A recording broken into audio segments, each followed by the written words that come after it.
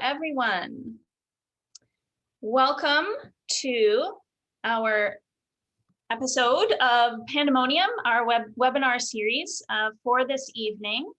This is actually the final event in the Pandemonium series, so we have come a long journey for those of you who have been with us from when we started this series back in September 2020, and thank you, especially for those who have been with us throughout that period, for being part of keeping a lively conversation going despite the restrictions on gathering and the pandemic that we've been living through.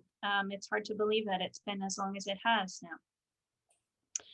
Tonight's conversation is called Taking It to the Streets, and while the Pandemonium series has brought in speakers from different parts of the world to bring perspectives about the pandemic and its consequences for cities, we're really trying to bring the conversation back home to Vancouver this evening and to the unceded traditional and ancestral territories of the Musqueam, Squamish, and Tsleil-Waututh First Nations. And we're reminded, particularly now with spring coming and the flowers and the new life sprouting up, of the many generations of Musqueam, Squamish, and Tsleil-Waututh people whose work down through the past 10,000 years at least has made sure that spring comes in spite of what else is going on. My name is Meg Holden, and I'm the director of the Urban Studies program at SFU, and we are the co-hosts of the Pandemonium series with our friends SFU Public Square. This series is made possible by the Initiative in Urban Sustainable Development, which is an endowment that we hold from the Real Estate Foundation of British Columbia. And I just wanted to provide a bit of an overview of how we're going to work it tonight, and then I'm going to introduce our moderator for this evening, Frances Beulah. So you'll see that we've got an excellent panel of four voices to give us a different view from their perspective as artists and journalists about what has happened to our streets during this pandemic year that we've just been through. We will also have a special first screening of a new film that the City in Color Cooperative has made, especially for us, and that'll be at about 6:30. In order to engage in the conversation, you're welcome to use the chat in order to introduce yourself to one another. Let us know who's here. We do ask that you feel free to use your name and let us know where you're coming from. It's always fun to know. And it also reminds us that this is a public conversation. So we do expect that the comments that you make are the same comments and questions that you would raise if we were face to face. Also, we have this evening signing. We have live transcripts. So if you have the need to see the language transcribed, the words transcribed for you, if it's easier for you to read, then you can find the live transcript button at the bottom of your Zoom screen. You can also find the Q&A, and that is a place where we're going to look for questions that you have for our panelists as we get into the Q&A section in the second half of our event tonight. So please do use that. And also, because even if we don't have time to answer all of the questions this evening, the panelists will be checking that box, and we may be able to get some of your questions answered in text form in the interim. So we can use multiple channels. If you do need any tech support, please do reach out to Public Square, who you can find in amongst the participants, and we'll try and get that problem solved for you. I think that's it for me, Frances. So I will hand it over to you. Frances Beulah is one of our senior and beloved advisors of the SFU Urban Studies program. She helps to make sure that we're keeping it real with the kinds of lessons that we're teaching about cities, because she is a long and tireless serving journalist of urban affairs, writing for the Vancouver Sun, the Globe and Mail, and many other news outlets. Thanks very much for being with us tonight. Frances, over to you.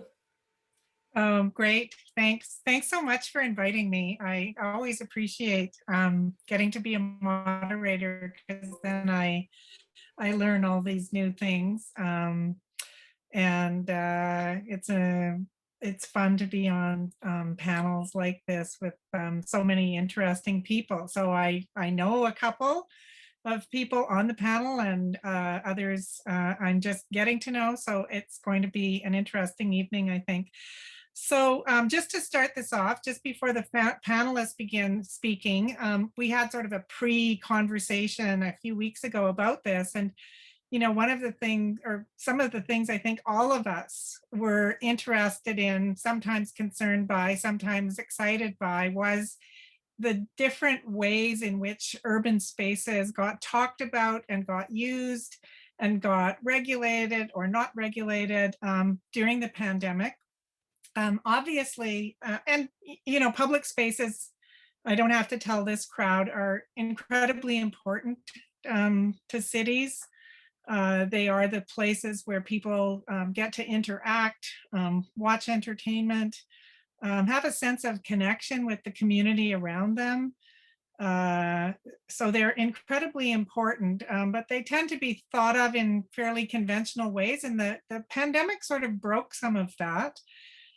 And you did see a lot of celebration of some of the new ways of using space, like, you know, allowing patios on restaurants. And there was a wave of stories about, you know, European cities shutting down their streets and letting them be taken over by pedestrians and cyclists and playing kids and so on. What was less celebrated were some of the other uses of public space that people, you know, sort of were more negative about often, the general public, because, you know, all kinds of people were forced out into public spaces in order to socialize because restaurants were closed or limited, all kinds of public venues were closed, even people's homes, people didn't feel that safe having visitors in their homes. So a lot of people were out in public space. And some of them got celebrated and others didn't. And you saw a lot of shaming and reprimanding and concern going on about young people going to public parks or beaches with very little sort of context that, you know, maybe this was the only public place that they had to go. A lot of concern about people in the downtown east side, low income people being out on the street so much and not social distancing as they should. Again, sometimes with not much recognition that many of them had been forced out there because of the circumstances. Hotels or places where they lived weren't allowing guests. Every Tim Hortons was closed or limited. The libraries and community centers that they might spend part of their day weren't open. So there was a very varying response to how people took to the streets that was covered in very uneven ways by reporters like me and others. So I'm looking forward to this panel tonight for a fuller discussion about public space and how it was being repurposed and who was regulating it or not regulating it and who was using it and not using it. And all of the ways in which urban life changed during the last year. So we're going to hear from 4 panelists here, 2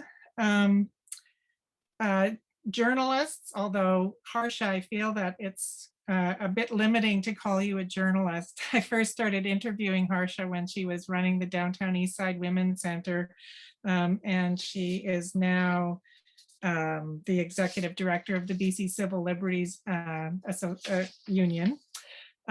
So we'll have, you know, people who are very grounded in sort of interacting in the public about public policy issues and sort of, you know, city use issues. And then we have 2 artists with us as well, Jermaine Coe and Alana Garake. Jermaine is a visual artist and Alana is a dance performer and urbanist. I think, as Meg said earlier, people's bios are available. I'm not going to read out every amazing thing that these people have done in their lives. So you can read a bit more about that there.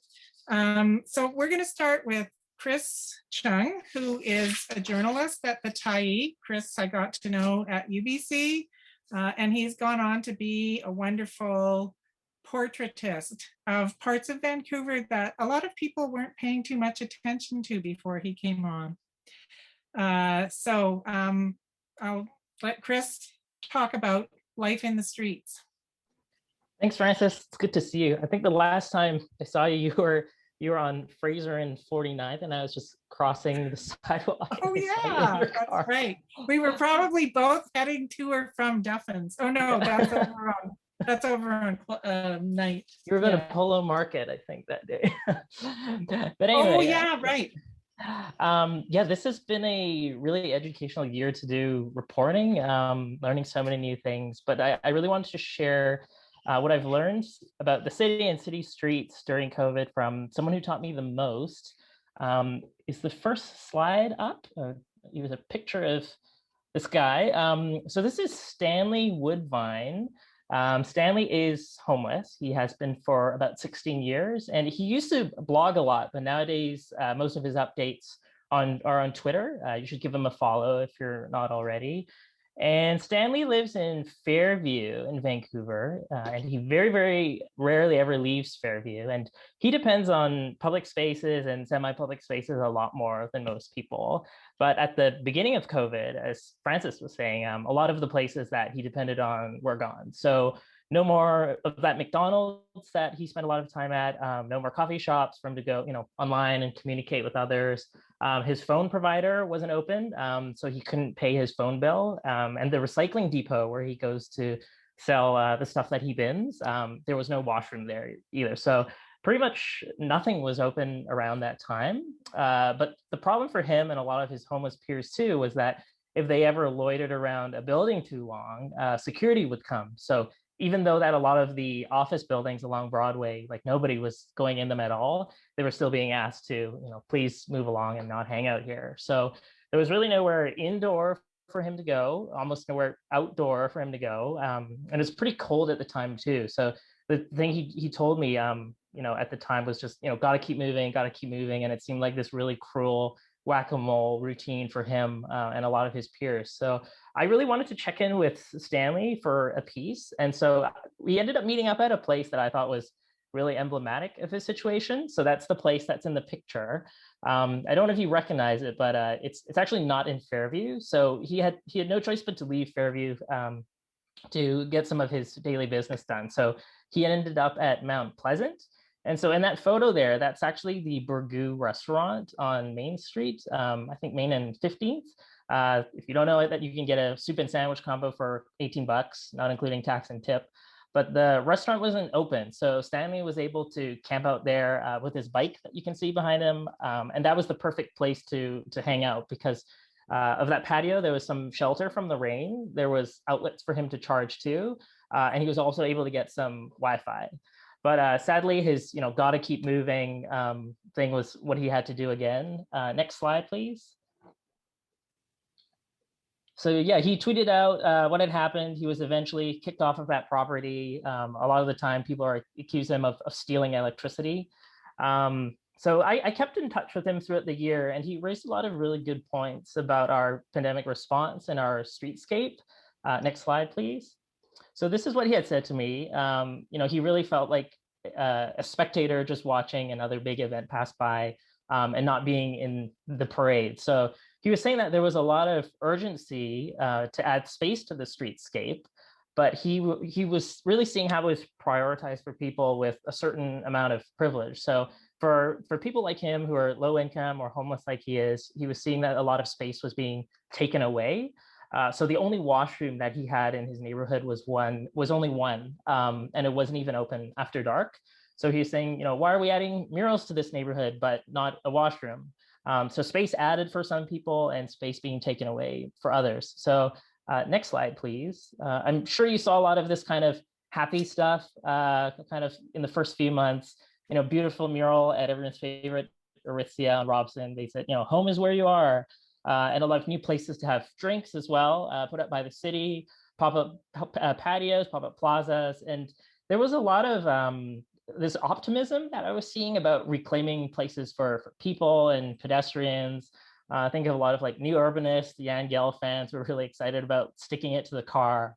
But it's left to wonder, who is all of this new stuff for? So Stanley was saying how all of these murals seem to be up to stop a neighborhood from looking sketchy so that people will continue to be spending money. And a lot of those parklets and plazas and patios, they were mainly taken over by people who were buying food or drink from the restaurants nearby and then having it outside.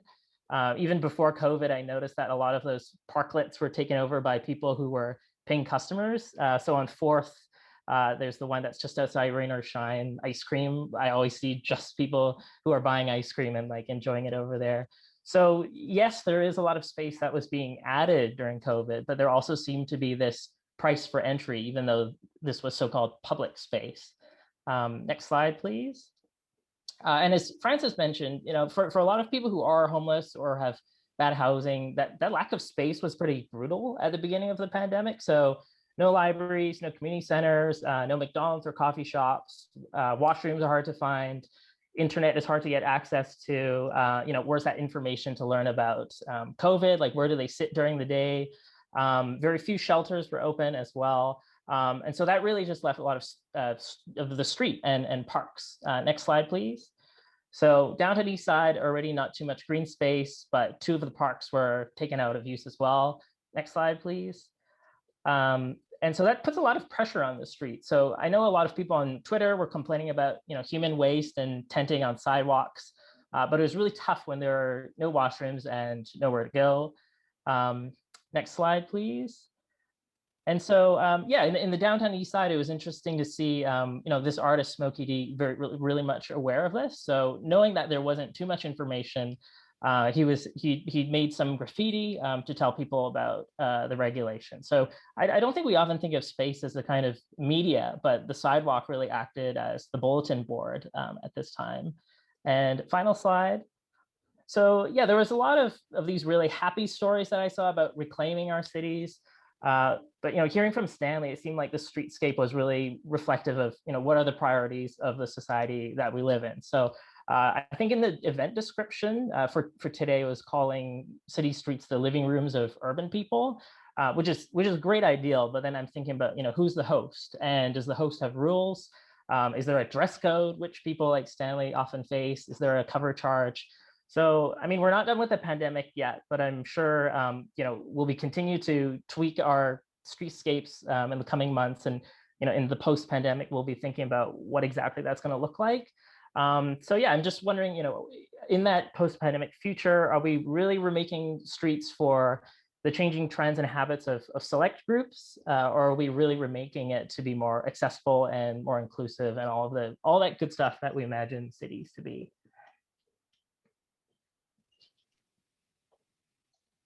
Great. Thanks, Chris. And it's nice to be reminded of your stories. Thanks for putting those up. So our next speaker is Harsha Walia. If you want to turn on your video. Harsha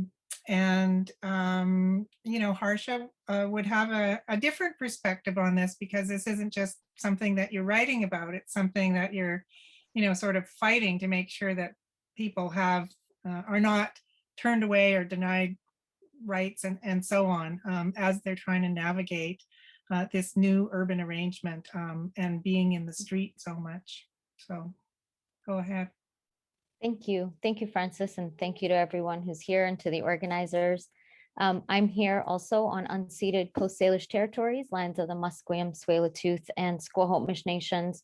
And I offer that recognition, not simply in the ways in which we sometimes do land acknowledgements, but also because when we're thinking about urban space, of course, all urban spaces, always and forever also Indigenous lands, right?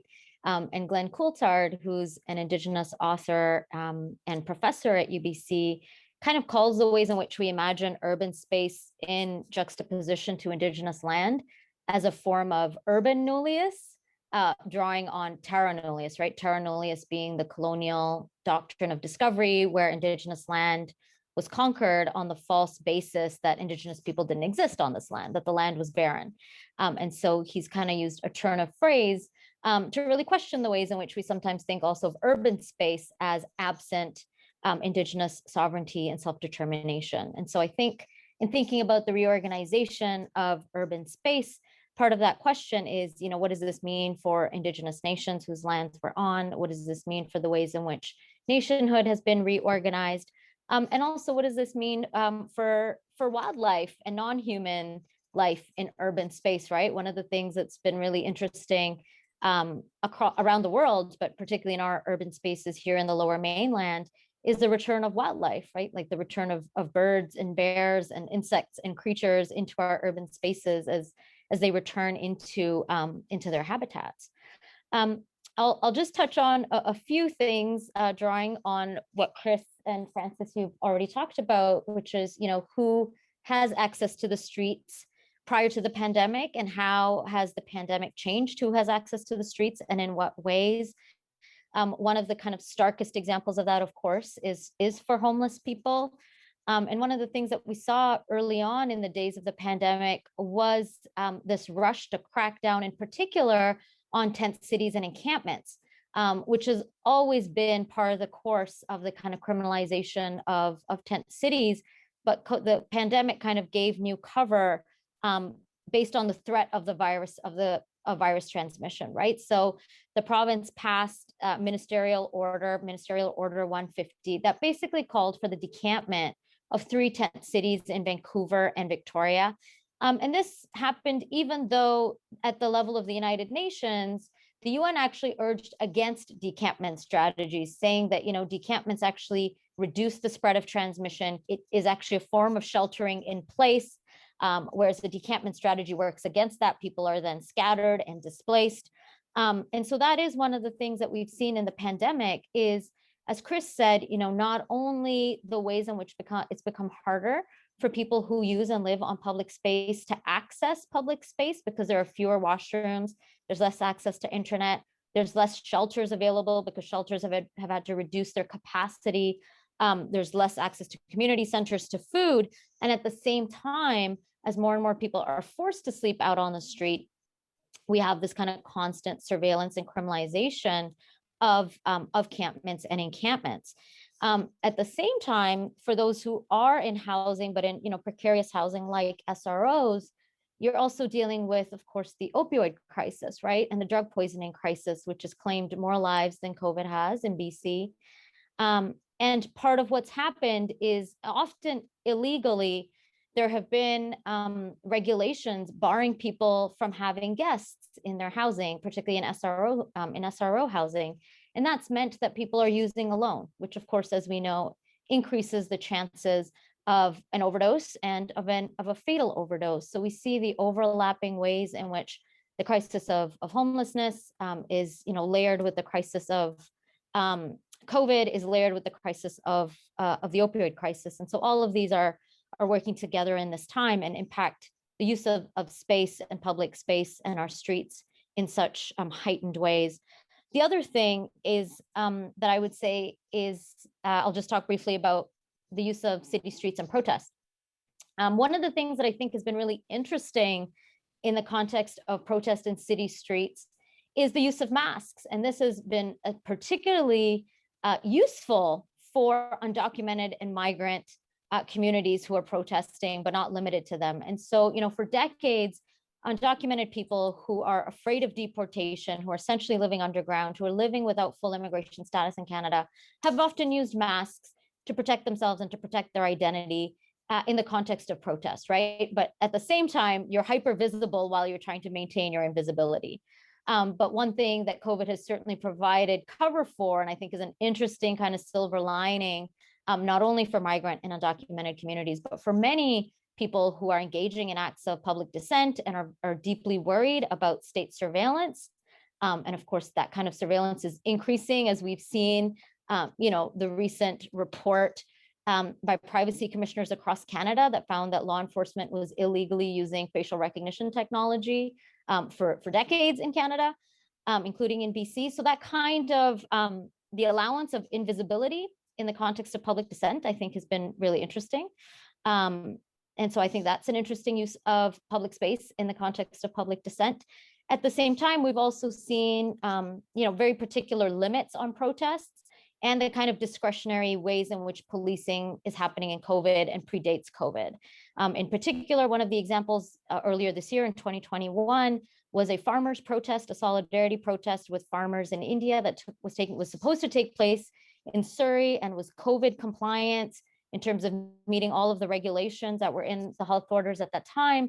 But even before the protest started, and even before the conditions could actually be, vetted and checked by the RCMP in Surrey, a number of organizers of that protest were fined. Whereas, as we know, other protests continue in other parts of our cities, right? And there's been a very noticeable, you can see like a social media commentaries constantly that Indigenous land defense protests, for example, and this protest by farmers or for farmers in India received this kind of differential treatment, which really highlights the discrepancy in policing that we already know mostly impacts Black, Indigenous, and racialized communities. So COVID's become a kind of cover for increased discretionary policing. The last thing that I'll say that I think is important to note in tandem to the use of public space, I know this conversation is limited to public space, but I will say that, as we're thinking about the increased reliance on public space in these different kind of ways, and the ways in which we're increasingly kind of forced outdoors, is also to recognize the ways in which certain communities are actually facing increased privatization of space indoors. And here I'm thinking of the ways in which gendered violence has become really heightened during the pandemic. In BC and across Canada, gendered violence has, the reporting in crisis lines has gone up by approximately 300%. And so I think we need to be thinking about private space and public space in tandem. And in conclusion, I'll just say, I hope one of the things that we're realizing during the COVID pandemic, particularly in regards to our use of public space, is social solidarity, right? That in order to keep any single one of us safe on the streets, we have to keep every single one of us safe. And I hope that coming out of the pandemic, that is one of the ways in which we will reorient our use of public space. Thanks so much, Harsha. That's very interesting about the masks. I hadn't thought about that, but yeah, for some people it would be a comfort that now everyone's in masks and they're not so visible or so noticeable. Okay, next we're going to hear from Jermaine Coe. Go ahead, Jermaine. Just share my screen.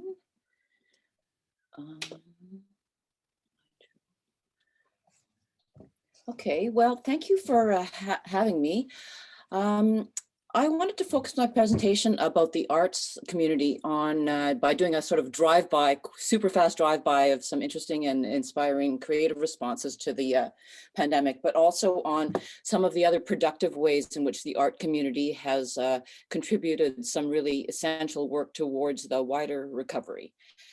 So first, I think we have to acknowledge really how much the pandemic has disrupted the ability of arts organizations to deliver their usual programming, what with the arts definitively off of the list of essential services.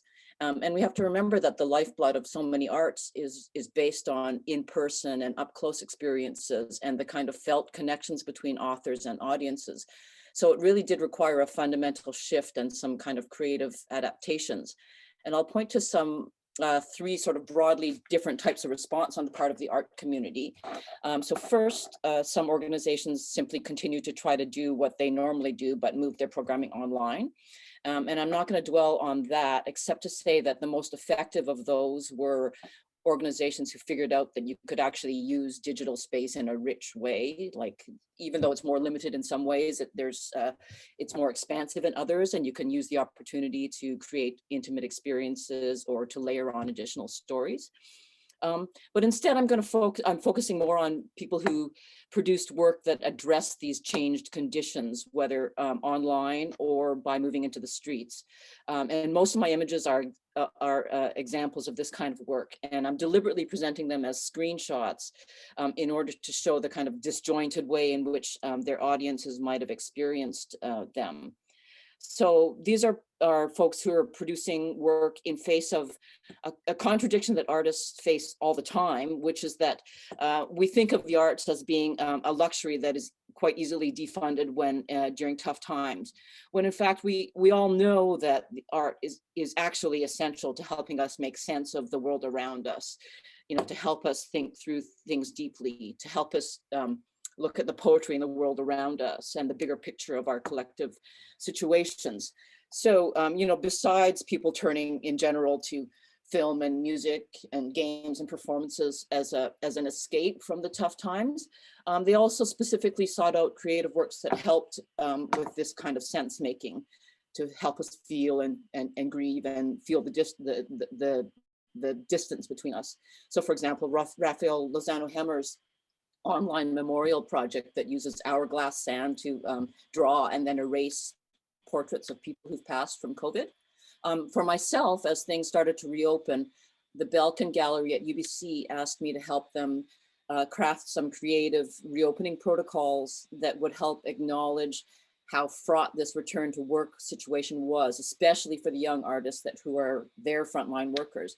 So I did some workshops with the staff and came up with a comprehensive approach that included some engineering protocols to encourage physical distancing, some communication design, and even custom face masks that shared this extended metaphor using the phenomenon of crown shyness, where trees grow with distinct distance between them as a form of I characterized it as sort of conscious citizenship and an attitude of mutual care, where we keep our distance in order to keep everybody safe. Fall, I was asked to deliver a course on public art for the visual art department at UBC.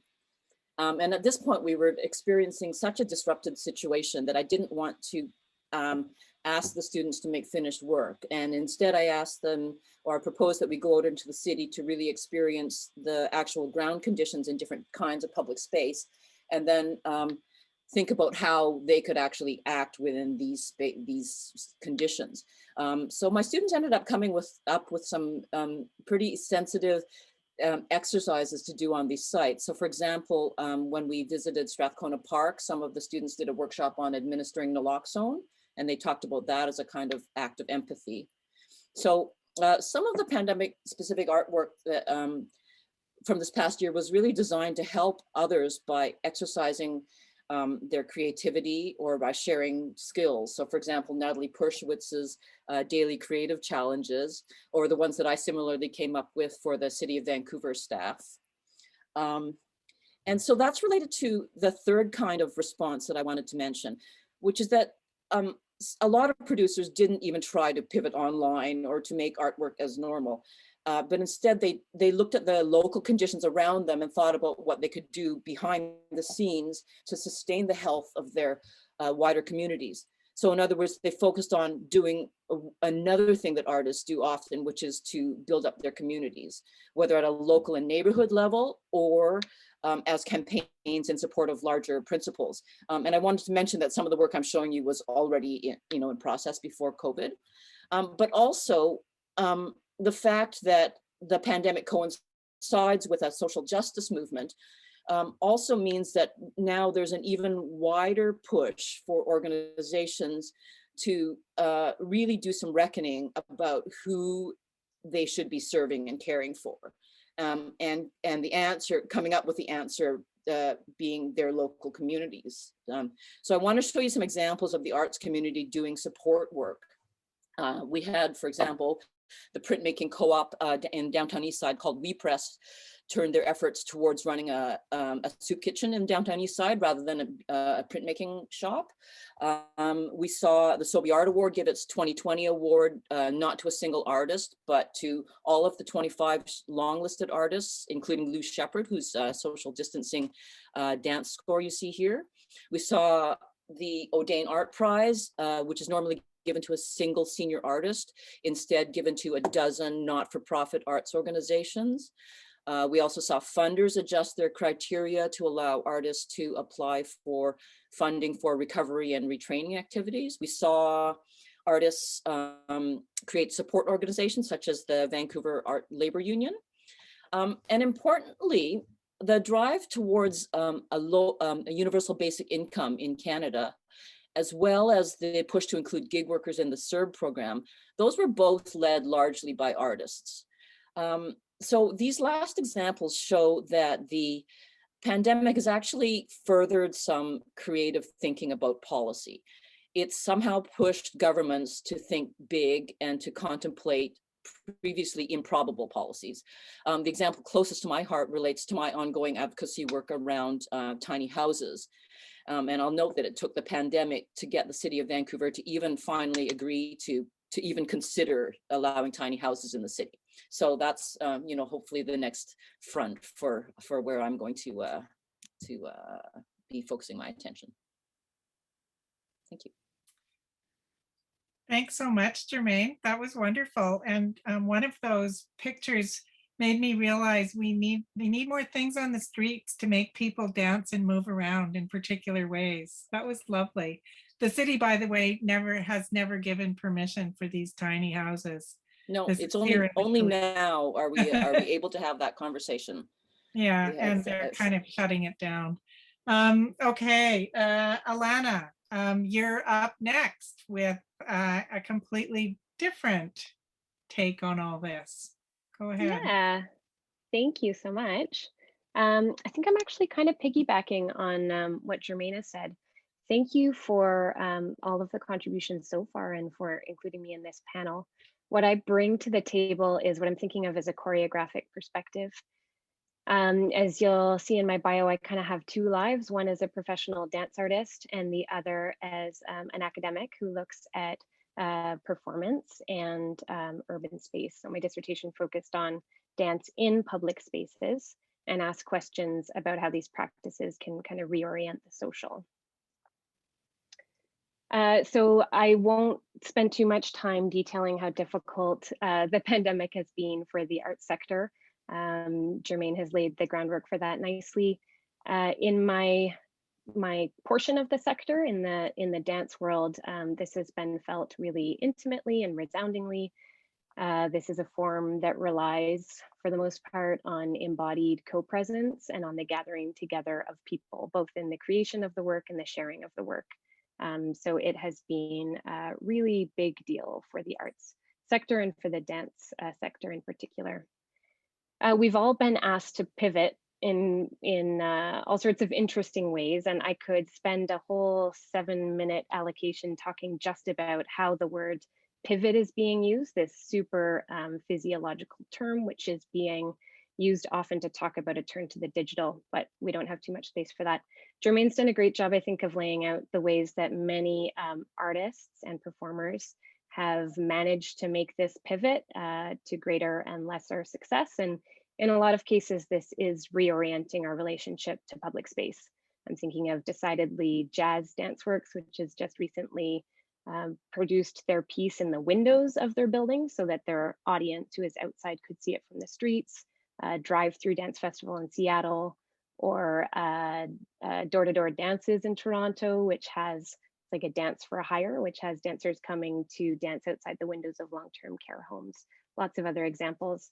Some closer to home, looking at Justine A. Chambers' Semi-Precious, which I think does a really interesting job of bringing the private home spaces together with a digital public space, working with students from Toronto. In a totally different approach, Zine Kwan of Dumb Instrument Dance, also Vancouver based, has been renting a space in downtown Vancouver, and she's been using it to offer up solo COVID-safe residencies to Black, Indigenous, and artists of color.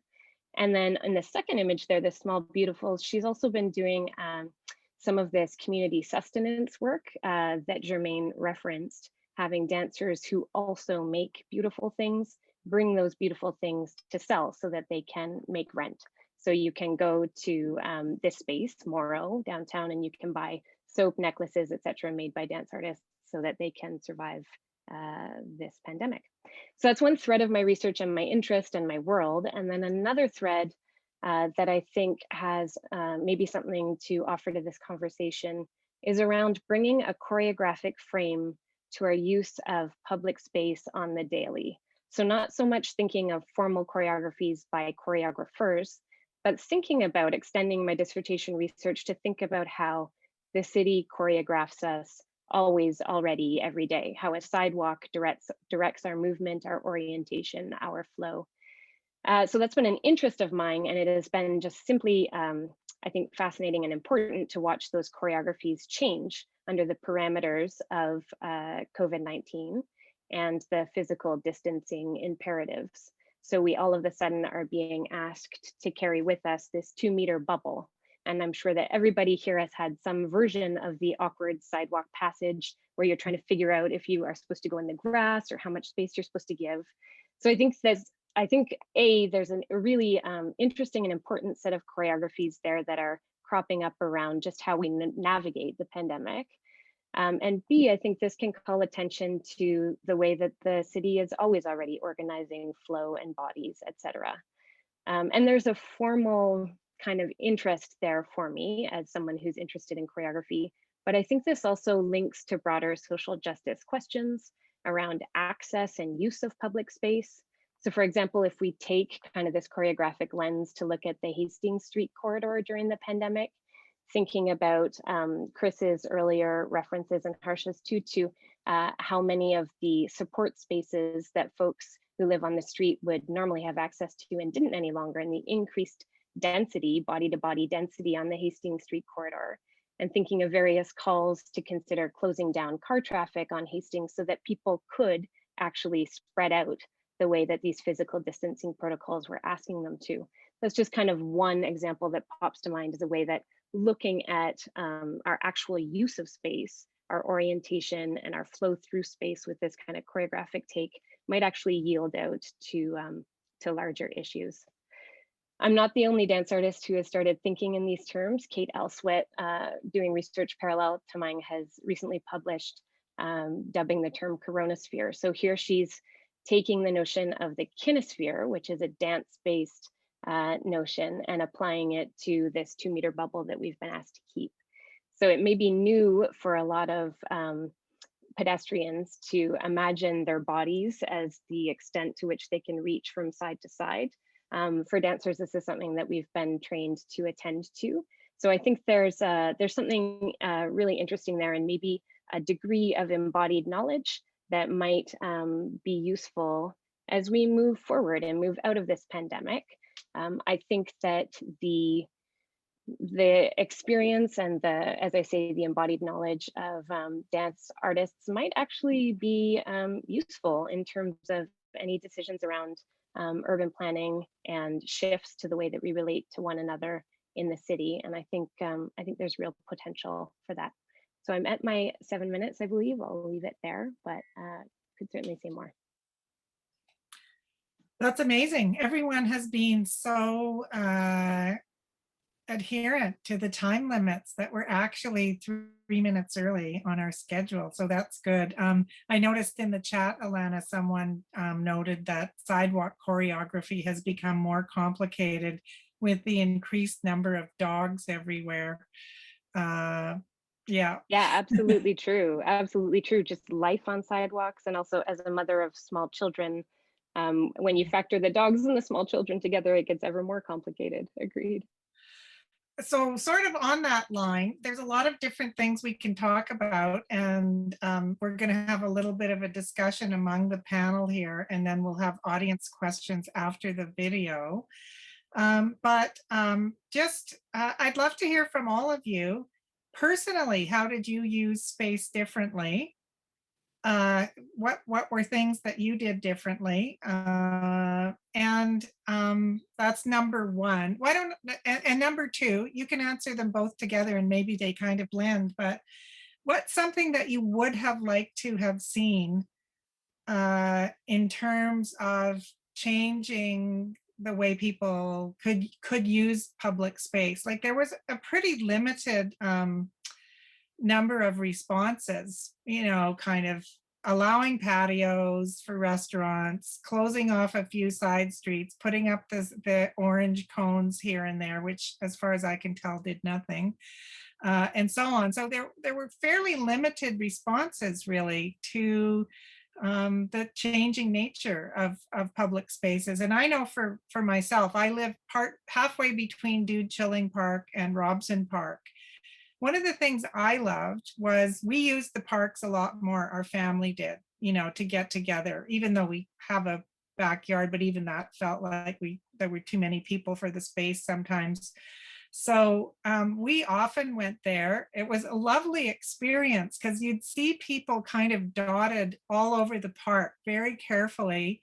And it was a mix of people, you know, it wasn't so much like what Chris was describing with the patio spaces where you have to buy something in order to, be in the parklet or the patio area. It was all the usual users of the park, plus these new ones. So that was something that I felt really worked during the pandemic. And I would have liked to have seen, was there a way of creating more spaces that could be used so easily by a wide range of people? So anyway, that's mine. Go ahead, whoever wants to tackle my little double set of questions here.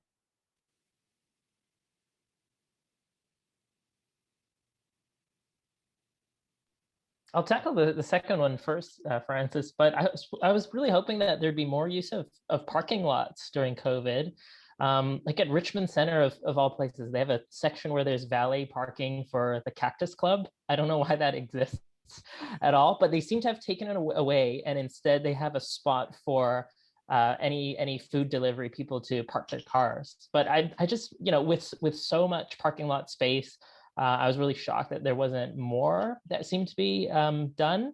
The one thing I did see that was really interesting was at the Skidwara in Surrey, and so they usually have the free meal where you can go inside, like no matter what faith you are, or if you don't have a faith, to go and enjoy. And rather than having people go inside, they had set up a food truck in the parking lot. So anybody who was a trucker or some kind of frontline worker who just wanted to do it drive-through style, they could do it. So I really liked how, in a suburban landscape, they adapted it for a place where, the language is much more car oriented, and it seemed to work really well. Mm-hmm. Others? I'll give it a go. I would have liked, or one thing that I appreciated in some way was the fact that a certain amount of red tape was at least suspended, if not completely cut. And the reason I think that one of the reasons that we didn't see more of these kinds of pop-up things was because that red tape wasn't completely suspended. Like to some extent, like it felt like there was a bit of a Wild West in some way. Like you could just sort of like try stuff, and maybe it would fly, maybe it would be allowed to exist for some amount of time. And so there was like this kind of a little bit of a certain kind of weird dystopic utopia in which one could try doing things in spite of everything that was going on. So I would have liked to have for that to have morphed into a kind of trust in people's judgment to act, reasonably, if they weren't creating public hazards and so on. Yeah, I think you're doomed to disappointment there. Yeah, I covered the city, and all I've heard from business owners and associations is that after the first kind of wild experimental phase where it seemed like you could line up propane tanks as your barrier from the street if you wanted, it's become very much, that city inspectors are now out like, oh, your railing is not high enough or too high, and you're not allowed to have a cover. And, they're back to sort of their enforcement job. But you're right. Like if they had just not only allowed the patios, but said, go for it, see what else you can create, might have been really interesting. Especially some of the streets that they tried to shut down, but all they did was put up the orange cones. Yeah. you know, if they had allowed people to maybe come up with stuff on those streets or something, they might have be turned into more interesting pedestrian places instead of just a street where the driver has to go around the orange cone to go down it. Yeah. Yeah, Other. that would be one thing I would say. Just a little experiment, friends and I were testing out those slow streets and found that it was a perilous experiment. Like they were not slow streets. There was nothing slow about those streets. I live around the corner from one, and I walk in the middle of the street so as not to have to do the sidewalk dance, you know, thing. And yeah, it's not, doesn't feel that safe. Yeah. Yeah, I think I do feel like there is potential there to have made more use of the street spaces for pedestrians, both to make that sidewalk dance easier and just to be more inviting so that people can get out and get active. I mean, physical and mental health have been such a huge issue throughout the pandemic, and that is one possible, you know, support that it would have been nice to make that just as easy as possible. So that's one piece. And how did I use the city spaces differently?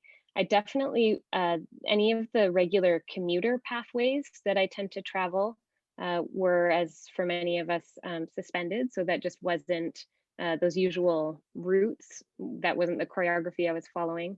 And I tended, especially towards the beginning of the pandemic, to be straying out of the city center. So trying to find a way into spaces that maybe weren't parks, because if you recall, so many of those parks were closed early on, and playgrounds as well, but that were just kind of spots that didn't have a lot of folks, so semi-natural-ish places where we could stretch out and play and be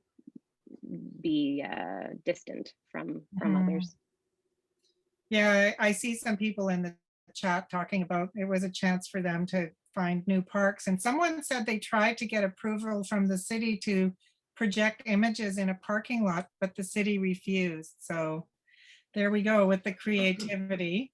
And another person is talking about, like, they could have done something, a campaign by artists titled "There Could Be a Public Plaza Here," like sort of maybe marking off spaces as potential public plazas, you know, just with something on the street. I think that's what they're talking about. Yeah, sort of, it sounds like people are talking about like pushing the bureaucrats and the regulators to, you know, loosen up. Anyway, Harsha, I'm expecting something different from you. Yeah, thank you for that question. I'll also maybe take a stab first at that second question.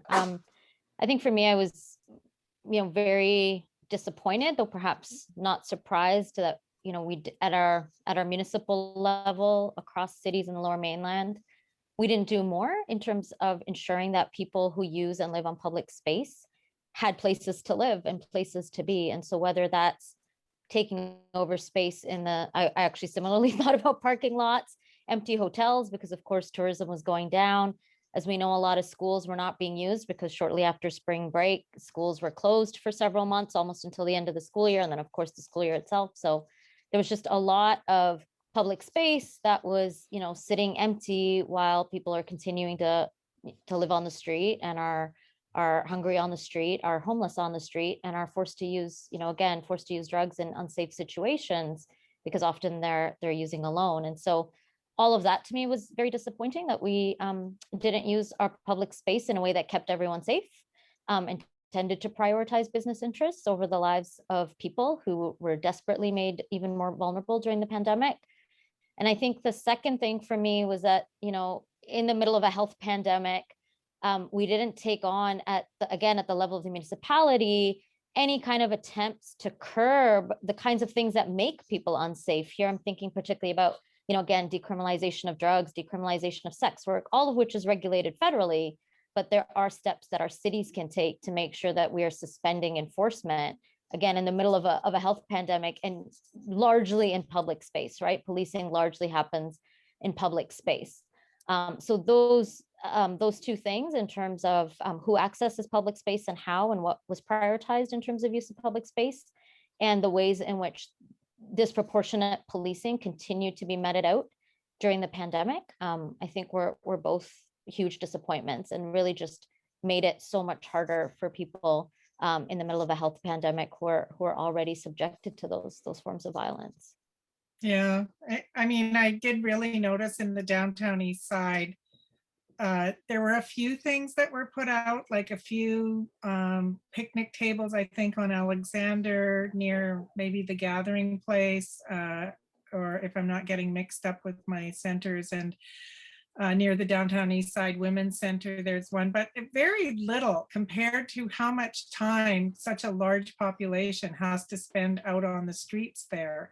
And again, a lot of people thought this was a sign that there was vastly increased homelessness. And I don't think a lot of people realized that this was partly, these were people who sort of have some kind of crappy home, but they don't want to stay in it all day. It's horrid. And they want the social interaction, and there was no other place to go. So they were all packed onto the streets. And I have to say, I thought the city did a really not great job of trying to clean up, because it was messy looking, but because people had nowhere else to go. And there was a sort of lack of respect, I thought, by the city. Sort of their attitude seemed to be, well, you made a mess of this and now you just have to live in it.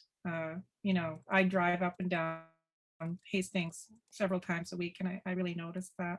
But you didn't answer the first question. What's something you did differently? I'm still mulling that one. Maybe Oh. I'm in like pandemic denial. Like, I don't know, everything is different. Yeah. Just truly, I think for me, probably how I used public space differently really was transit for me.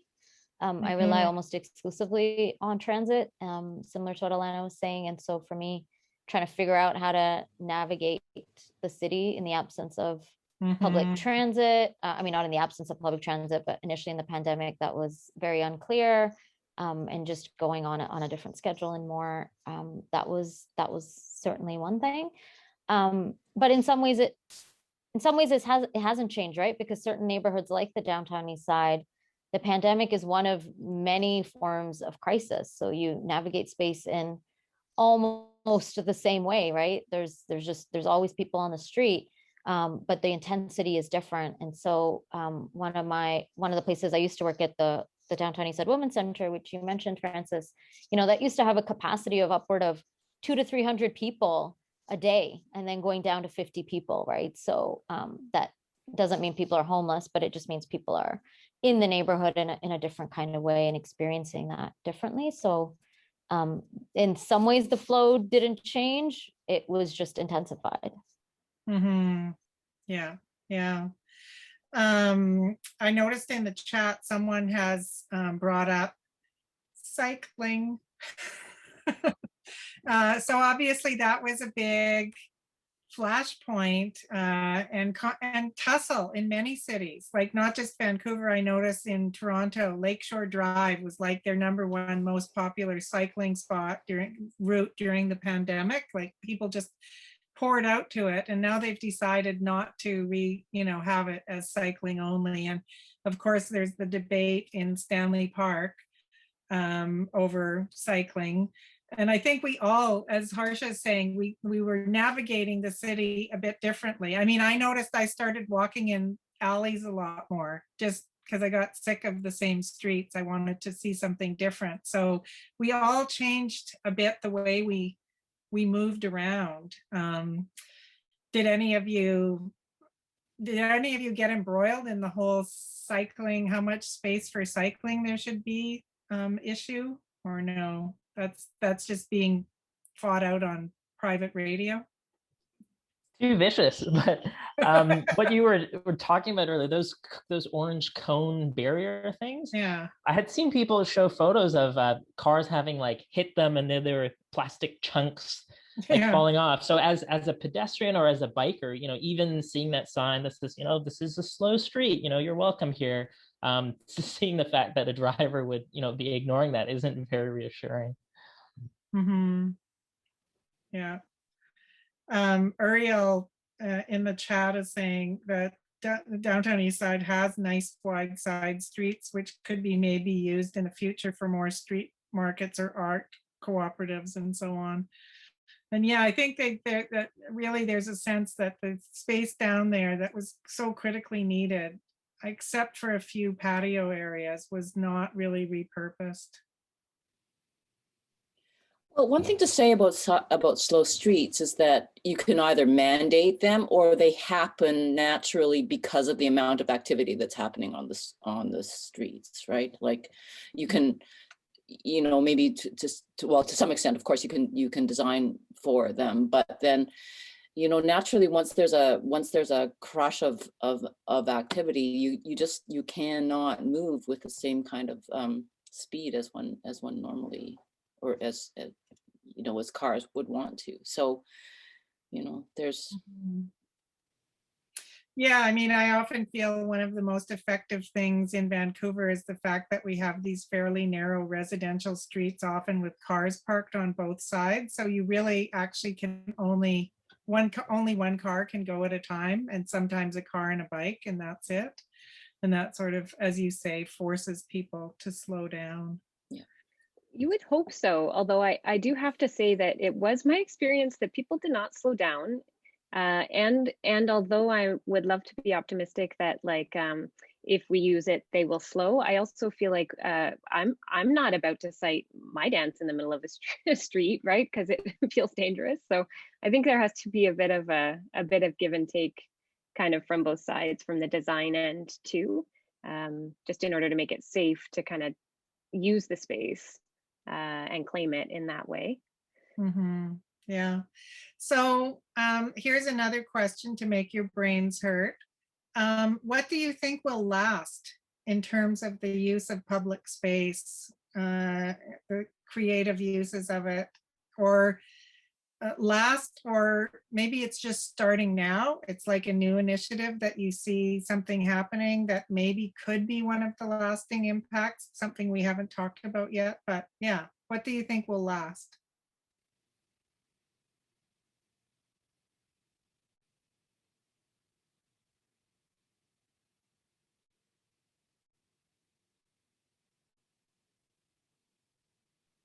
I can start. I mean, maybe this is less squarely in the realm of public space, but maybe I'll offer two things. One is I'm hoping that one of the things that will last is, you know, particularly on the end of employers and workplaces, is the fact that there are ways in which we can organize work that doesn't rely on the, you know, deeply capitalist 9-to-5 commute to work, employer surveillance. If you're not physically present in an office, the assumption that you're not doing your job. But really that, you know, the flexibility that's needed, particularly for caregivers and parents and, you know, people with disabilities, that there are ways to orient work.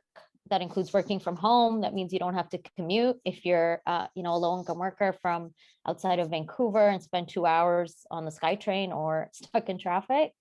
So I'm hoping the ways in which we conceive of time and work will stay in it. I mean, that implicates public space within it, of course. Or, you know, how we use public space isn't simply for commuting at 6 in the morning and 6 p.m. at night. And I think related to that is just how we think of public space and each other, right? Like that this pandemic, one of the things that hopefully stays is, you know, as we're so deeply in modes of isolation, that it forces us to think about communities that are actually isolated all the time, whether that's people who are incarcerated or people who are forced to live on the streets, who don't have access to housing. So all of the things that's kept us somewhat safe in this pandemic, I hope we have a heightened awareness of that, right? About how we move and use space and have access to security and safety, and that's something that should be extended to all people.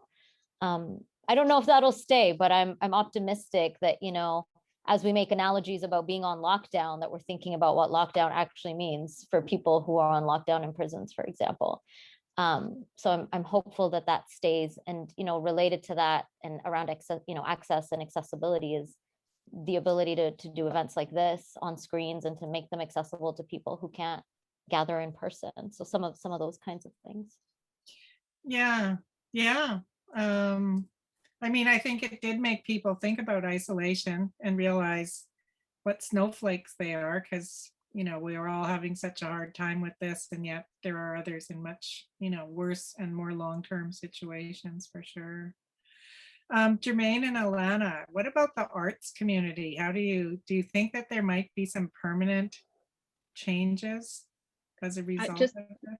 yeah, to piggyback a bit on what Harsha suggested, I do think that both in terms of work, I think there's been a lot of fast development on in terms of online platforms for hosting events and for just working.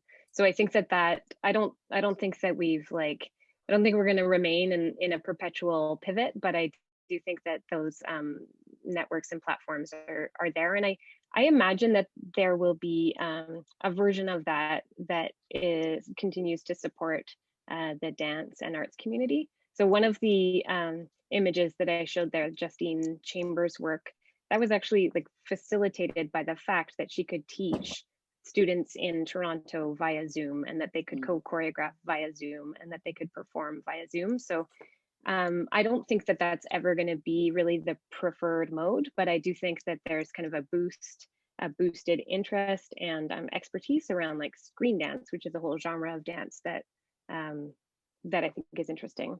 I hope, I think that the pandemic has been kind of a crash course in the kinesphere for the public, that some of us have really excelled at and others have done very poorly at, but just a next level understanding of how you occupy space and how you occupy space in relation to others. And I feel like there's kind of maybe a twofold legacy that could come out of this. One being that maybe the optimist in me thinks maybe we collectively, folks, have developed, tuned a sensitivity to how we take up space in a new way that might have just a little echo that'll carry forward. We'll just be that much more tuned into who we're passing on the streets, et cetera, and how we're moving. That's one thing. And the other is that I've noticed, and this has fluctuated a bit throughout the pandemic, but that there's kind of there are social consequences to the distancing, even in that kind of passerby anonymous mode. So when I'm moving out of the way for somebody on the sidewalk at different phases in the pandemic, I've noticed that it's either like an eyes averted, like, oh no, let's make space, in this like kind of level of threat that you're trying to navigate, which is, that's a different, I mean, that's not, maybe not different, but it's like an extreme version of the way that we relate to each other in public already, right? Like, I'm not sure that I was always thinking of the kind woman down the street that I'm passing as a potential threat up till now, or me and my children as a threat to her. So that's one thing that I think we're going to have to tease out.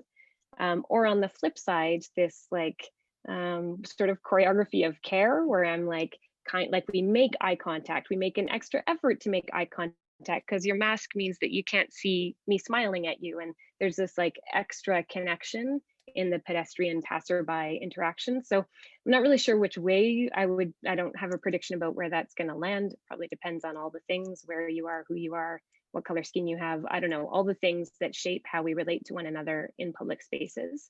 But I feel like there's been an interesting like lived inquiry that we've all been acting out every day, and I'd be curious to see what happens in the next while around that. Not to mention the weird facial expressions we've all developed as we try to communicate, like above our masks, the eye crinkling and various weird things that some of us have taken up. Jermaine.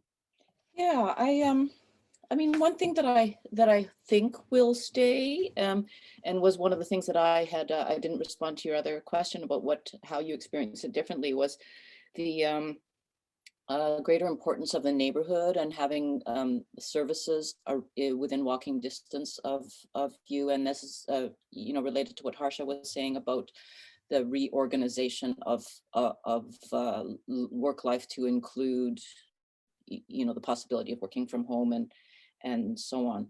And So yes, some of the changes that I think will stick, I mean, that Alana mentioned, the moving online and the development of platforms to support that.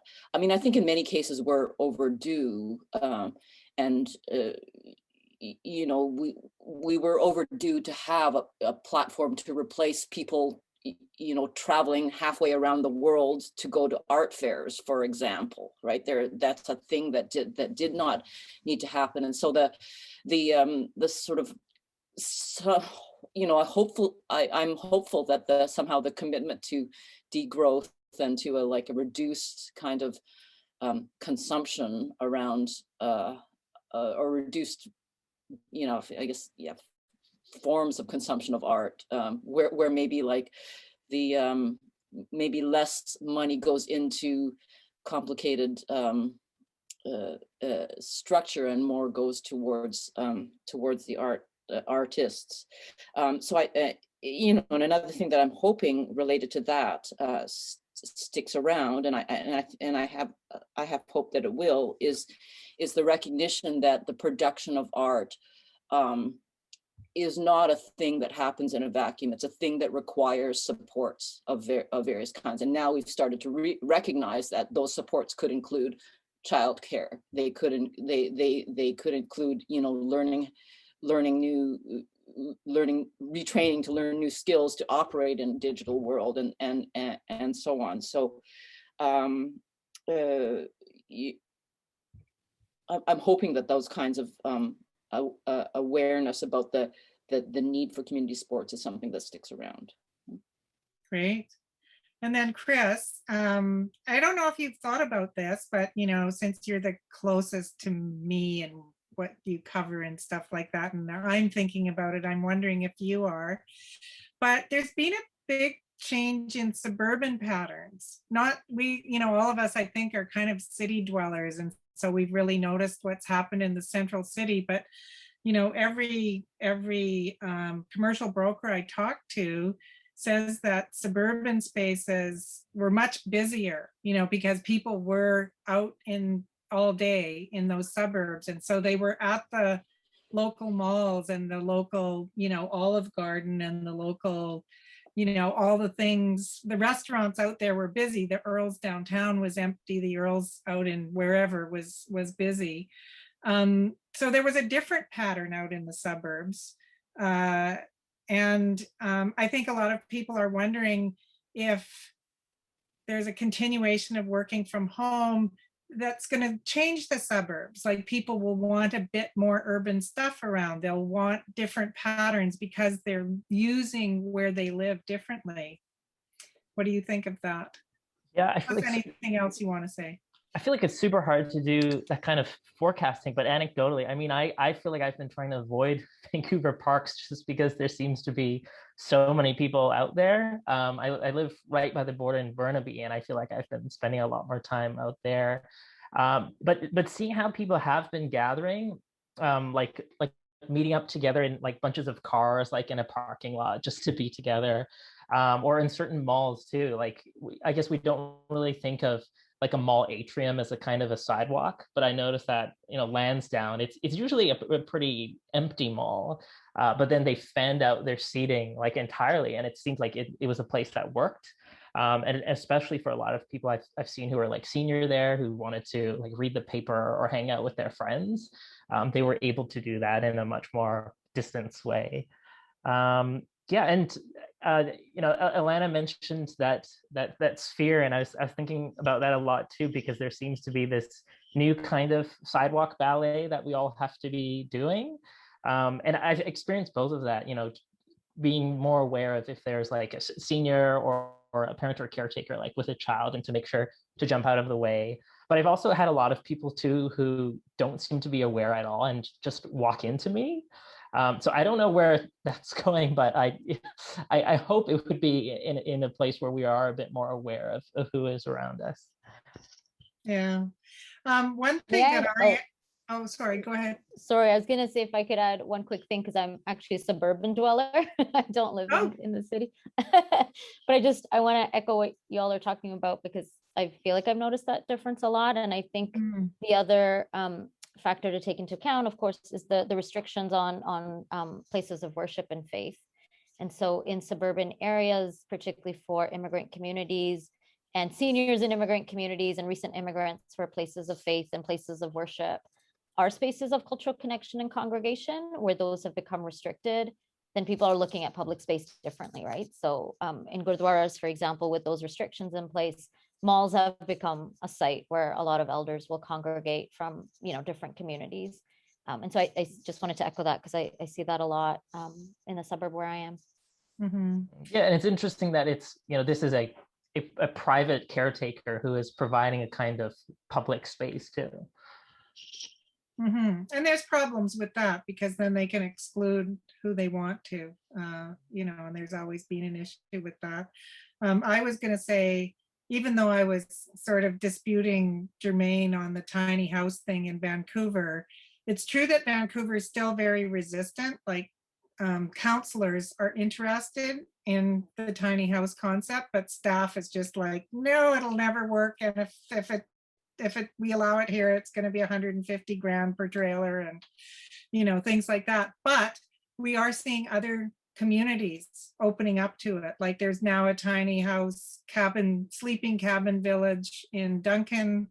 Victoria's looking at how to create sort of a container house thing. So you're right, it has opened up some space to discuss that in cities that probably 10 years ago would have said there's no way that we're even going to consider this for a minute.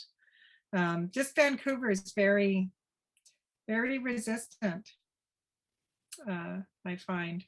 So we'll see if that changes. Definitely tried to have these conversations there and was not finding yeah, because reception. You have the picture of the little house on wheels, right? Is that something that's something that I built? Yeah, and I have done Yeah. exhibitions around, showing a lot of producers who are looking at different kinds of options for smaller dwellings, and there are lots of precedents for how one can build reasonable and safe, very small dwellings. Yeah, it's just it's a question of political will, and but to date there hasn't been. My experience in covering this for many years is it's always run up against a fear on the part of hardworking social activists that this is just a downward slide, like that we should be providing people with larger spaces, and that by conceding and letting people live in these small movable homes that somehow this is, kind of going to lead to eventually nothing for them. So that is an issue. It's not even just the city. It's been this resistance on the part of housing advocates. So I don't know how you deal with that one. Yeah, for sure. I mean, in cities where they have managed to find ways of legalizing tiny house communities, it's often happened on things like on sites like mobile home parks and RV parks and so on, that tend to be on the outskirts of the city, so you're not yeah, or else they're on private lands like church parking lots. There's a good example of a use of a parking of parking lots, right? There's a lot of comments coming in from the attendees, and I think they have a lot of questions too. So I've suggested to Meg that what we do is that we watch the video right now that's being prepared, and then we let people in the attendees ask questions. Great, thank you very much, Frances.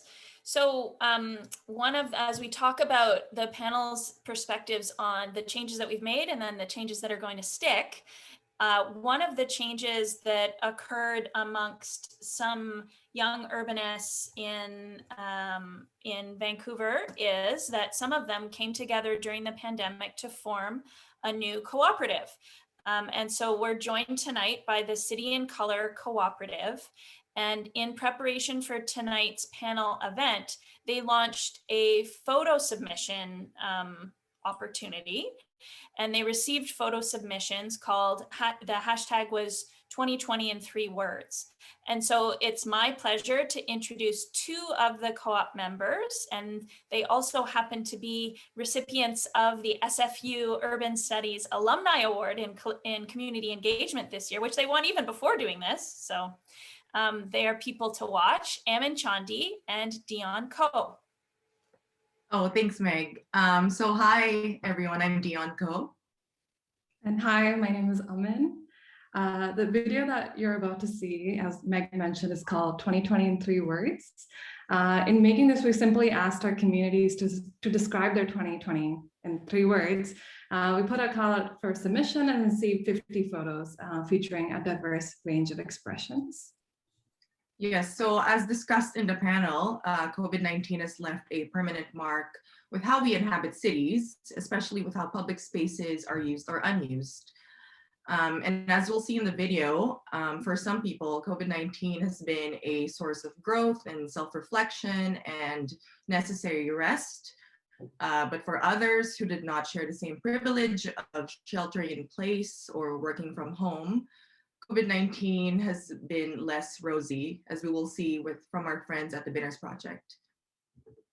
Yeah, we hope you enjoy our video. I think Rachel is going to play it now. Thank you.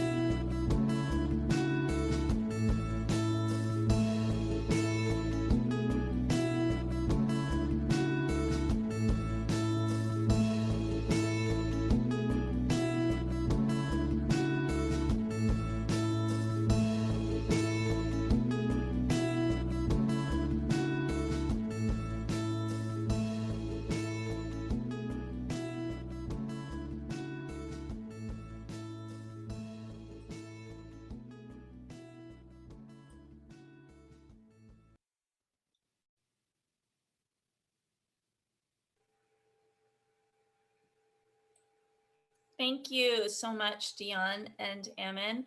And I know that, let's see, can I find it? Yes, that the City and Color Co-op also invites you to go right now to that link that I've just put in the chat window and enter your own 3 words, please, and we can continue the very beautiful and expressive work that you've started here, and I hope that it continues. I was very struck by the one child in that video who was loving it. More time with dad, sleep in. It was a very different perspective. You know, it would be interesting to have something just, you know, children's responses to all of this. Anyway, that was beautiful. So we have more questions. I just suddenly realized that there's a bit of a list in the Q&A. I think Harsha is going to have to leave us soon if she hasn't already. But yeah, so everyone who's here, someone was asking in the Q&A whether people noticed a gender difference in the use of public space. You know, and I guess we all got familiar with there was a lot of laughing about it, that typically it would be a woman wearing a mask, the man not, the woman would distance, the man wouldn't in a couple, you know, we heard a bit of that. So that's a little bit of a stereotype out there. But what did people notice in terms of not just maybe gender, but, you know, gender or different groups, how they use public space? Yeah, I would add race to that. Yeah, that's what I meant when I super said highly conscious these days that that if I were, as an Asian person, were to be out on the streets without a mask, that would be inviting violence, right? Right, and someone else in the chat was mentioning that, you know, most of the attacks on Asian people have been out in public space. That's where it's happening. So.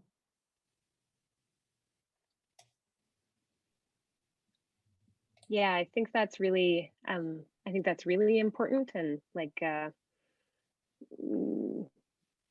gender, I think, has been an important piece, and I have some thoughts on that, but I certainly wouldn't want to occlude the issue of race violence, and especially anti-Asian violence in the context of the pandemic in public space, for sure. Chris, anything? It's been weird this year. I really wanted to, like, whenever there is that like conflict of 2 people about to pass each other, who is the one that moves out of the way for who? And this year, I've had so many people who do not look like me. They never move aside. It's always, they're just like going towards the straight path, and then me having to step aside. And I've wondered if there is some sort of race thing to do with it too. Like I do feel that there is more of like a spotlight on me if I'm in certain parts of town. Yeah, I've definitely felt like a lot more comfortable if I'm going to a part of town that is, you know, much more of an enclave. And I know that you know, a lot of people feel like an enclave is like very you know, secluded, people like keeping within themselves too. But I feel like for a time like this, it feels really, really comfortable just to be able to be in some kind of a public space with people who look like you, and you know that you won't get that kind of attention. Yeah, I mean, I have to say, I always feel more comfortable shopping in Richmond, where there's a high number of Asians, because I felt like they were going to respect the public space more than elsewhere. So I was always more comfortable shopping at T&T than maybe the local Beulah or something like that, because I felt there were differences in how people respected public space, and older white people weren't always at the top of that list. So yeah, and it was interesting to see, at least in the first few months, that the maps that were coming out too, showing the proportion of COVID cases was quite low over there. Yeah. Another question in the Q&A from Burial. Can I pop back to the gender piece? Oh, sorry, I'm sorry. No, that's okay.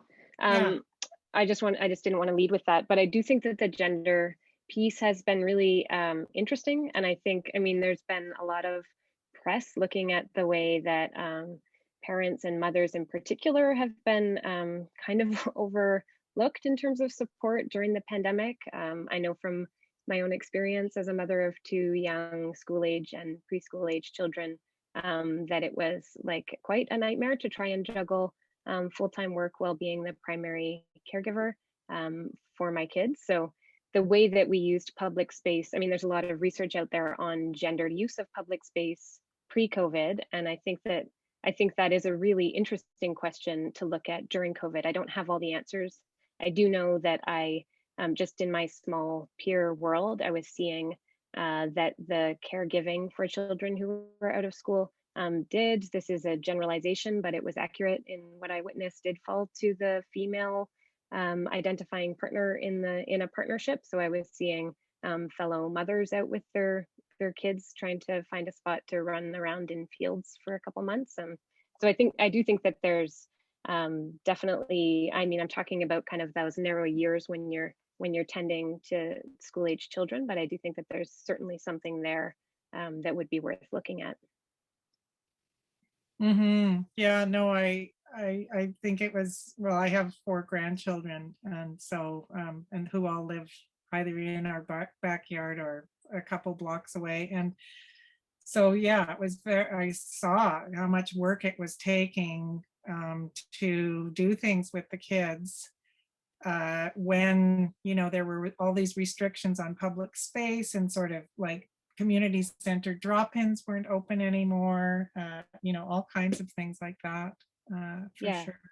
Yeah, and I don't mean to, I said it was nightmarish. It wasn't. It was bliss to spend time with my children. So the child that you saw in the beautiful video compilation, those were my children, and I enjoyed that too. And also, it was physically impossible to do that and balance the workload that I was being asked to maintain. So just those two things together were for many women, many parents and women. Yeah. So skipping around a bit, but in terms of topics, Uriel is asking, how plausible would it be to give for the city to give permission to residents to sort of repurpose their sidewalks, fix them up, you know, and I would extend that, it's not in the question, but to the street, sort of, we were talking about just the city closing off streets doesn't, you know, seem to accomplish very much, but if there's something organic that's organized, that can actually slow traffic down because there's just people using the street. So I'm not sure how comfortable you, or if you feel like you're knowledgeable enough to say what the city might permit, but maybe you know of some examples or something like that. Like, do you think that's a strategy that maybe cities could be pushed on, just allowing residents to do more with the street? There is, for example, a portion of the the department that is responsible for murals at the City of Vancouver, which is called the Integrated Graffiti Removal Program, but they also do murals, which is the kind of the weird thing. But they do have a stream that allows community members to propose and realize murals. And then there's programs within the city that are things like planting the boulevards and so on, and agreeing to be the caretaker of your boulevards or the roundabouts and so on. I mean, that's again a measure of red tape that needs to bind around those things to make them happen. But you know, there is also increasingly recognition on the part of planners about the value of what's called tactical urbanism. And that's, so when I showed you the picture of when I took my class to the East Side Skate Park, I did so because that was a really good example of a space that was simply built by the community without approvals, without anything. It was like in this unused underpass that skateboarders at one point started you know, adding concrete elements to, and it has now, after many years of use and development, become one of the officially recognized skate parks within Vancouver. So that's an example of a kind of community-led initiative that then won approval because, it was, eventually seen to be safe enough within the realm of skateboarding, which is a risky activity in itself. But yeah. So there are official routes, and there are, then there's just go and do it.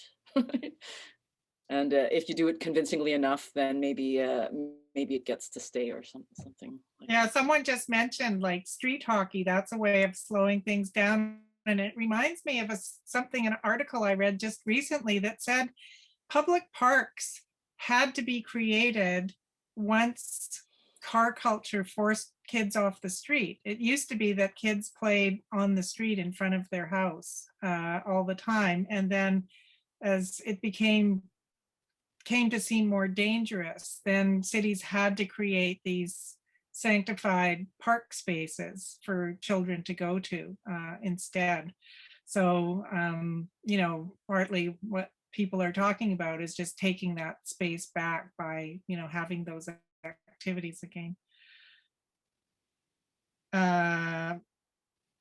Sorry, I'm just seeing messages here.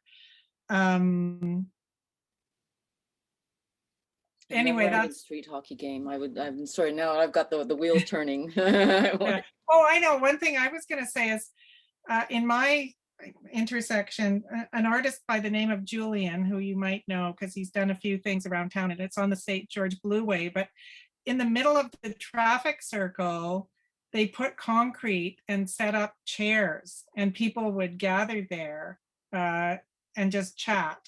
And I sat there a few times, and it was really remarkable how it slowed the traffic down, because people would be so startled as they were driving when they saw this group of people sitting in the traffic circle in the middle. And then when they came past you, you were at the same eye level with them. So you were looking right at them, and it really slowed traffic down because they were suddenly encountering humans at a different level, eye level and place than they would expect in the middle of the street. Aphrodite had a question that she wanted to ask. Do you want to just come on? Hi, sure.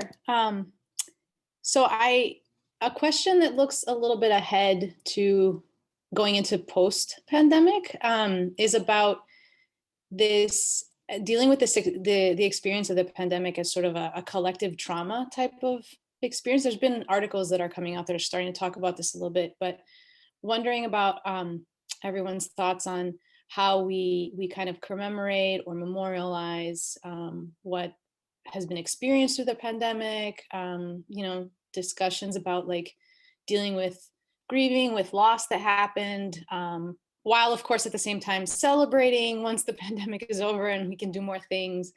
But what are your thoughts? I feel like I'm sure there must be some important roles for the creative and the arts community if we're going into this sort of memorializing and commemorating things that would probably involve public space quite a bit.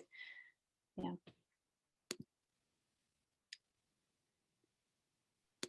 I don't have an answer, but an interesting thing was something I found out about what happened last time. So with the Spanish flu, and so in doing the research for this piece, I was wondering why like there seemed to be this black hole of memory around it. And in talking with some experts, they were saying it was just absorbed into the trauma of the war at the time, and so the people seem to be much more focused on that. Like, they weren't scared to be out in public and social distance or anything, or wear masks, even though that was a recommendation, because they really wanted to support that war effort. And then so after that, they just seem to have moved on. So without anything like that this time around, I do wonder if, what that remembrance would look like, whether it's, like an official COVID day or something like that, or how it might manifest in space.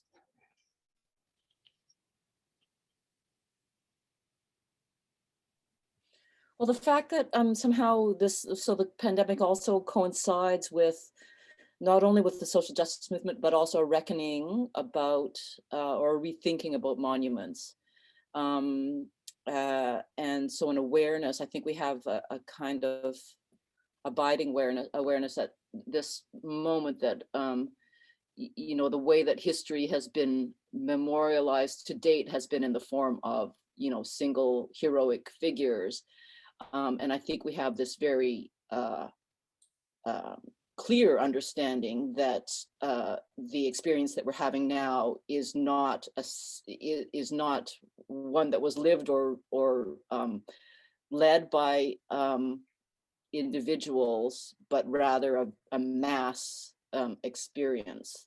And so, given the fact that we're rethinking memorials these days, I feel like there is, that it opens the thinking to encompass something that would address the mass character of what we're going through, what we have gone through. Like, I don't think we need bronze statues of Dr. Bonnie Henry, but I think that the appropriate thing is, is something that expresses the collective experience that we have had.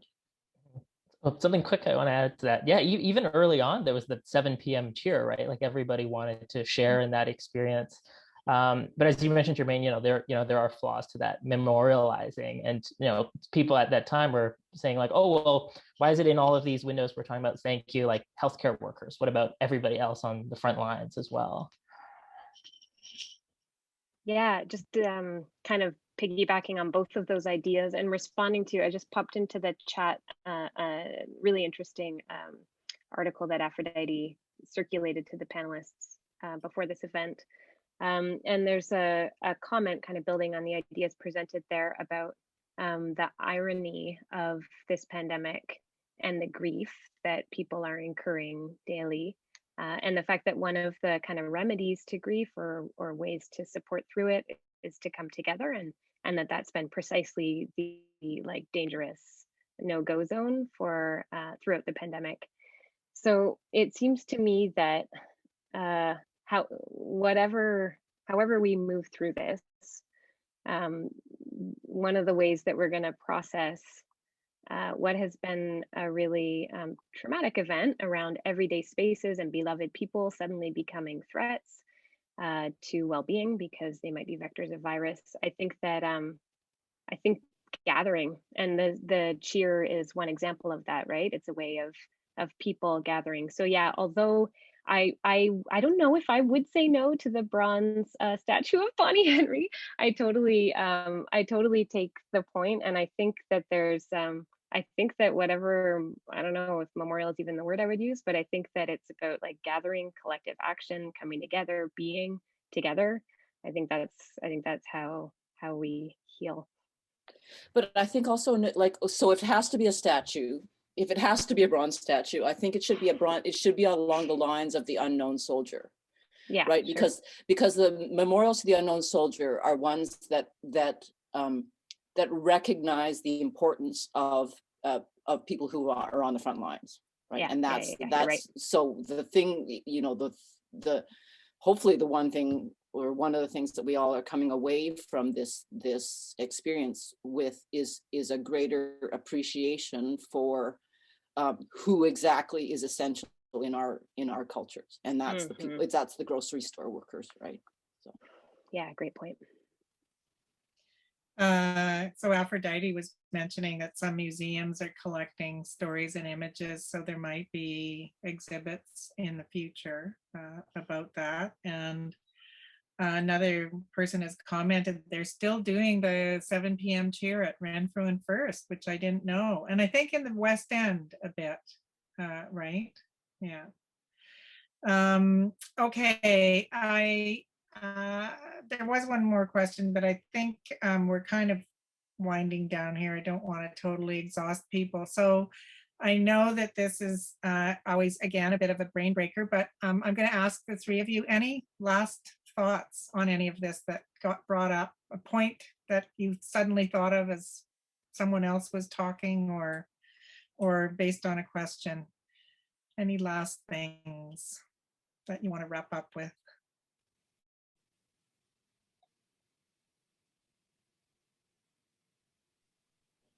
I guess just one thing around kind of building on Harsha and Chris, I guess everything that's been said is just the this is nothing really new or profound, but just the different experiences in relation to public space that various people in various walks of life have faced. So whether your life has been pushed out onto the streets, or whether it's been, I also like teaching university students who tell me that one of the first exercises I do with them at the beginning of the semester is ask them about a public space that they miss being in these days. So what do you miss?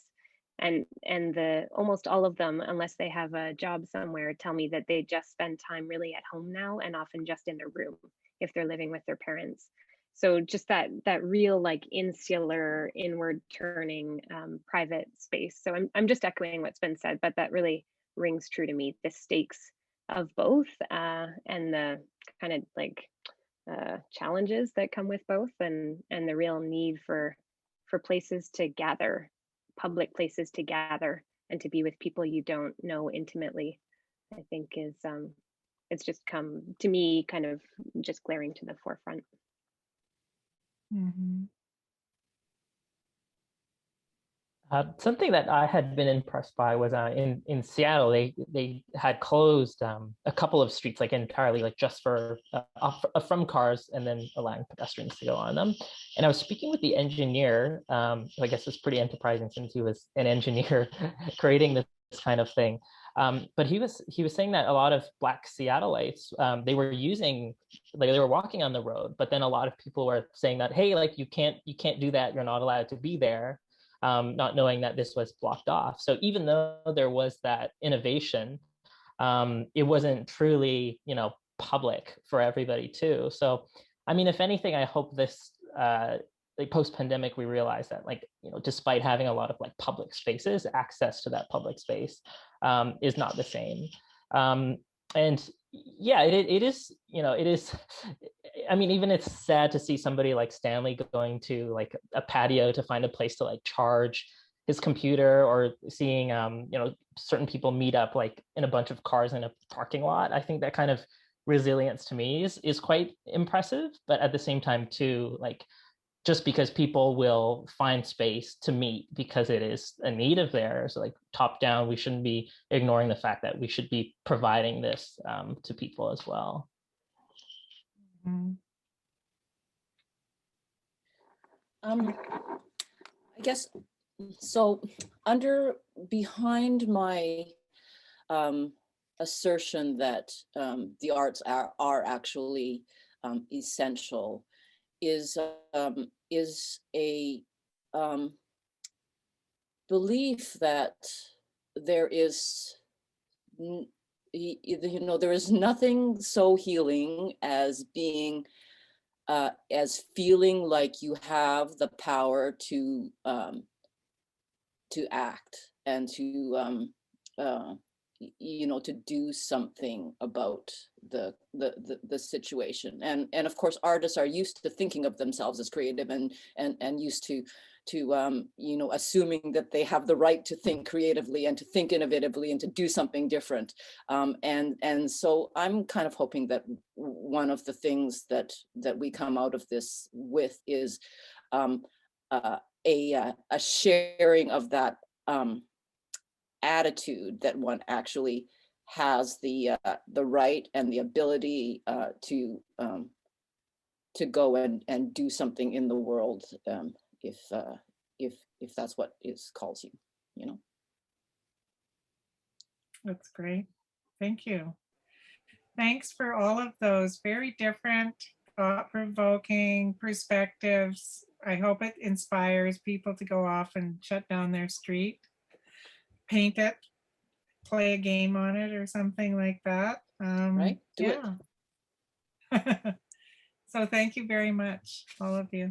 Quite a different conversation probably for you as well as me, Francis, in terms of, I spend most of my time thinking in terms of policies and and constructs, and just to have this panel really stretch my mind to think about the arts that give space meaning, and how they do that, and the different ways that I think my biggest worry well, my biggest worry from my own personal point of privilege about the city is during this pandemic is that we won't know what we've lost and we'll just adapt to new ways of distancing ourselves from and what you were saying, Alana, thinking only inwardly, and that your stories, Chris and Alana and Jermaine, your projects and your ways of